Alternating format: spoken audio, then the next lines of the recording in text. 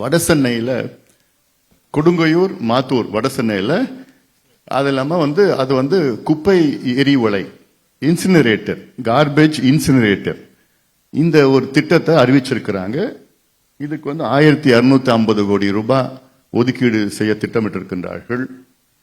இந்த திட்டம் ஒரு ஃபெயிலியர் திட்டம், தோல்வி அடைந்த திட்டம். அமெரிக்காவில் 30 ஆண்டு காலமாக இந்த திட்டத்தை மூடிட்டாங்க. டெல்லியில இந்த திட்டம் வந்துச்சு, டெல்லியில மூடிட்டாங்க. பூனேல திட்டத்தை மூடிட்டாங்க, மும்பையில மூடிட்டாங்க. ஆனா நம்ம ஆளுங்க இப்பதான் இந்த திட்டத்தை கொண்டு வர்றாங்க. எப்படி அறிவாளிங்க பாரு நம்ம ஆளுங்க. எதுக்கு கொண்டு வர்றாங்க? இவ்வளோ எதிர்ப்பு இருக்கு. இந்த திட்டம் வந்ததுன்னா சென்னை மாநகராட்சியில் உள்ள அனைத்து மக்களும் இதில் பாதிப்பார்கள். குறிப்பாக குழந்தைகள், முதியவர்கள், பெண்கள் பாதிப்பார்கள். ஏன்னா குப்பையை எரிக்கிறது, 7.5 லட்சம் டன் குப்பையை எரிச்சு அதுல கரண்ட் தயாரிக்கணுமா. இந்த குப்பையை எரிச்சா என்ன ஆகும் தெரியல? டயாக்சின். டயாக்சின் என்பது it is organic compound, polluted compound.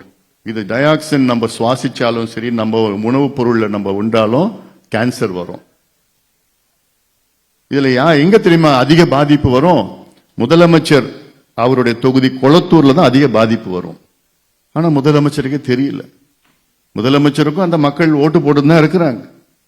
தெரியாம திமுக இந்த திட்டம் கொண்டு வர மூலமாக சென்னை மக்களை நேரடியாக கொலை செய்து கொண்டிருக்கின்றார்கள்.